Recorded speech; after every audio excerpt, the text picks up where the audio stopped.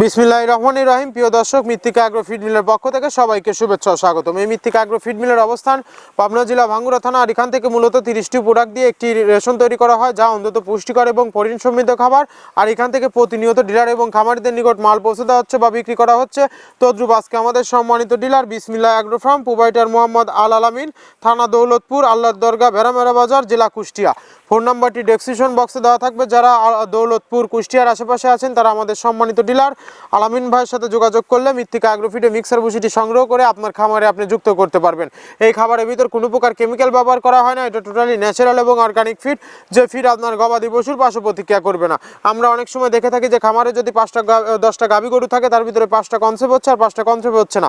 এটা মূলত ভেজাল দানাদার খাবারের জন্য হয়ে থাকে। আর আমাদের এই খাবার ব্যবহারে এ ধরনের কোনো সমস্যা থাকবে না, কারণ এটা টোটালি অর্গানিক ফিড।